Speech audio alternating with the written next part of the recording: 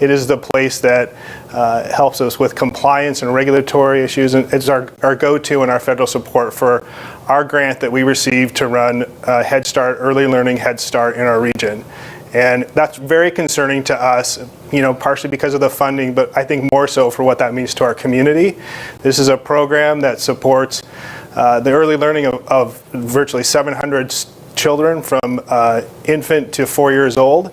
Not only does it do that, but it also provides that kind of daycare and care for those parents and families that need that help. These are the eligibility requirements for this program are poverty level and below for certain types and sizes of family. And so what we know about this program is that it is incredibly impactful to the children and also the families and also, frankly, the workforce here. This is how we build people into our people who reinvest in our community, and the idea that that program is currently being consolidated and is potentially under scrutiny for long-term viability and worth is really concerning to us. So, yes? So is there any information at this time to reassure Spokane families that Head Start will be operating come this fall? Yeah, I think it's like many things we see in the federal government right now, some uncertainty and a message that is not complete. What we have is the idea that they're consolidating these offices from 10 to 5, I believe. And what that means is we have some concerns about drawing funding down and compliance and continued regulatory things that have always been part of this process. And I think what's important there too, this probably could have been part of the opening statement, but Head Start and federal financial aid are our two most regulated, high compliance, high accountability programs. So, the federal government and federal administration, their focus is on accountability, effective and efficient use of funds. And I will tell you, Head Start is absolutely one of those programs that is under a lot of scrutiny and a lot of accountability and pays back in return. And so we advocate like that with our 3 congressional offices. I've been in contact with all three. All three have been very responsive and supportive and letting us advocate for that and the understanding that this is important. So at this point, everything is functioning as it has been. I think we're surprised and a little concerned when we saw that move on Monday that was unexpected. I have a follow-up question. Sure. As well.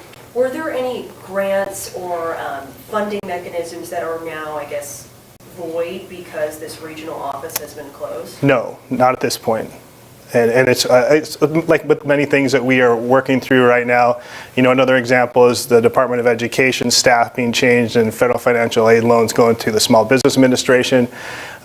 We were able to draw down that money this time, but there's uncertainty when you use new systems and new people and new processes to move that kind of money and through a different kind of process. And so that's our concern at this point, is a consolidation and not having a lot of information about how that's being done and assurances that it will work correctly. Thank you. Yeah. Yeah. As far as the success of the programs, what do you hear from students and families? Well, I can tell you from firsthand experience. I think I've been in this job for almost 2 years, and one of the things I did is, Head Start reports directly to me, and the director of that program is somebody I spend a ton of time with, and I spend a ton of time at the sites. And I can tell you from walking through there, first and foremost, what it does for children who would not have that kind of opportunity for that kind of early learning is invaluable. You can talk to instructors in K-12 who will tell you they can see who the Head Start kids are when they walk in the classroom.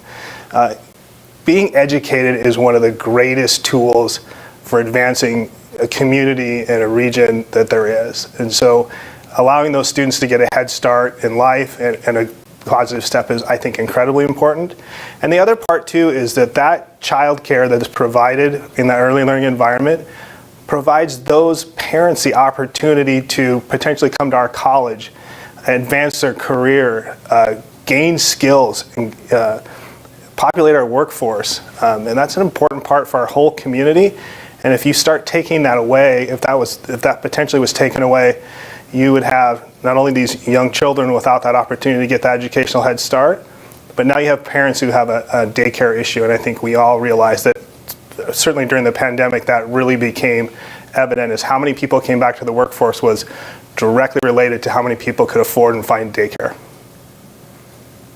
The Spokane Colleges had any communication from the federal government on moving forward with this consolidation or the closures of the regional office? Not directly, but in cases like this, of course, we go to Congressman Baumgartner's office, Senator Murray's office, Senator Cantwell's office, and we, they've been very responsive to me. Have asked questions about what we do and how we do it so they can advocate for us. So they're up there doing advocacy on their level, but no direct responses to us as an institution. Just brief updates from the Office of Head Start is all. So, has Spokane Colleges reached out to the administration or HHS for guidance? No, there's nowhere to direct that request to at this point. As the offices have changed, it leaves us with a void in connecting effectively with the federal government.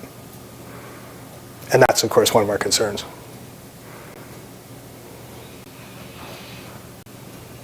I guess if there's anything you'd want to stress for folks who may not be familiar with the program or what the Yeah. implications might be.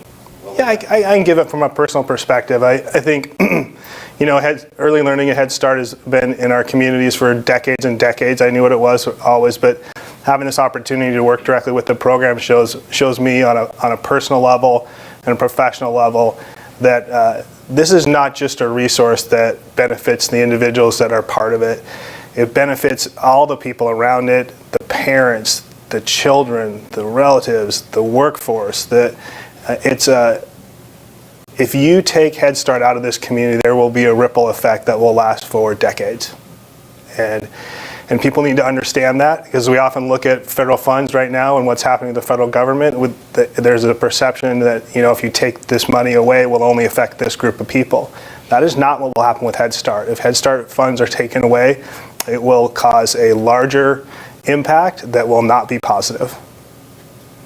So, and I appreciate very much the responsiveness of our congressional delegates, and hope that there's a possibility that their advocacy can help us in DC. I guess just to drill down on the message to Head Start families right now who may just be hearing about this and concerned about what does this mean for my child's daycare, for their education. Anything you can share with those families about this right now? Yeah, and I'm concerned too, but also we're trying to take a pragmatic approach and be facts-based. The changes this week, although they're problematic for us from an administrative level, our services are going to continue to be provided at the same high level they always have been, and continue to move forward until we're told differently. And while we're in that process, we are going to continue to advocate at a federal level through our congressional delegates and any other avenues we can find, because we believe in this program and we think it's really important to our Spokane region. Okay. I'll run away as soon as there's no question.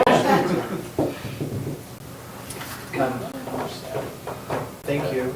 Yeah, sure.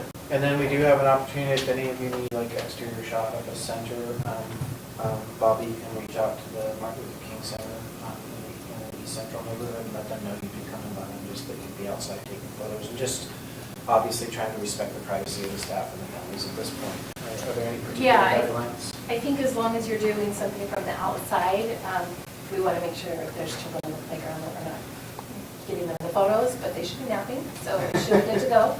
And I'll give them a heads up if it's going to be relatively soon, but if it's later in the afternoon, I can almost assure you they'll be out there in this warm weather. So just be respectful of that boundary. We don't release this for those kiddos.